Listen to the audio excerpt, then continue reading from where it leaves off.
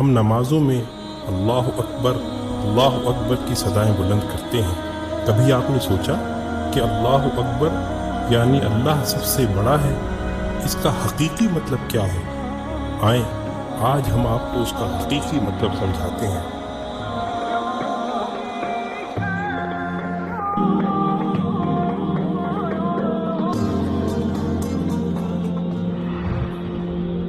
جس زمین پر ہم رہتے ہیں وہ ایک عام آدمی کے حجم کے مقابلے میں 20 ارب گنا بڑی ہے،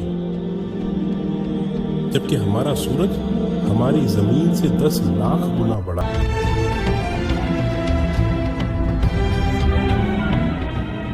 اور پھر وی وائی کینس میجورس نامی ستارے کی بڑائی کا تو کیا ہی کہنا، یہ ستارہ ہمارے سورج سے 1 ارب گنا بڑا ہے۔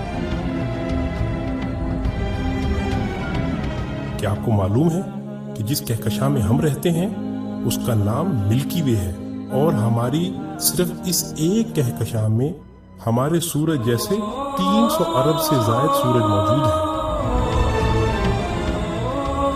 اور یہ کہکشاں اتنی بڑی ہے کہ اگر ہم کسی ایسی چیز میں سوار ہوں جو 1 سیکنڈ میں 3 لاکھ کلومیٹر کا فاصلہ طے کرتی ہو،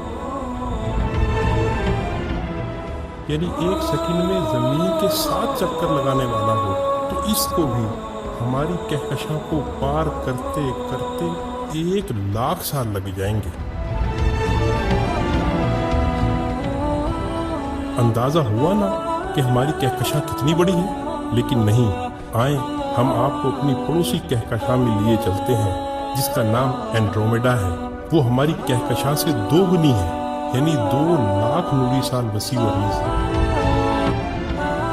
لیکن یہ بھی چھوٹی ہے۔ M81 نامی کہکشاں ہماری کہکشاں سے 60 گنا بڑی ہے، جبکہ IC 1011 نامی کہکشاں ہماری کہکشاں سے 600 گنا بڑی ہے۔ اب سمجھ آ رہا ہے نا اللہ اکبر کا کیا مطلب ہے؟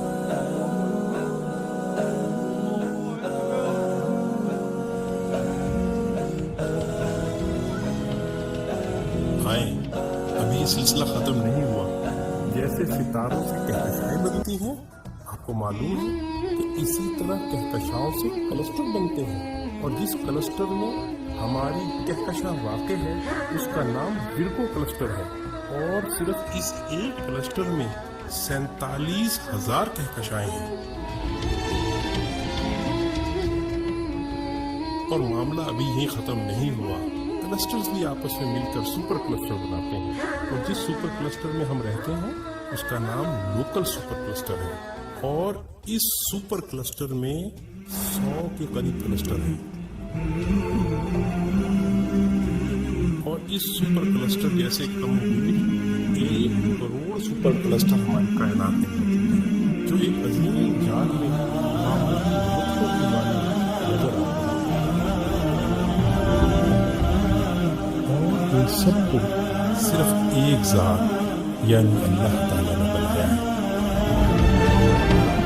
تو اندازہ ہوا کہ اللہ کتنا بڑا ہے۔ یہی وہ کبریائی ہے جس کو قرآن سورہ زمر میں یوں بیان کرتا ہے، اور انہوں نے اللہ کی قدر ہی نہ کی جیسی اس کی قدر کرنے کا حق تھا۔ اس کی بڑائی کا یہ حال ہے کہ قیامت کے دن زمین اس کی مٹھی میں ہوگی اور تمام آسمان اس کے سیدھے ہاتھ میں لپٹے ہوں گے۔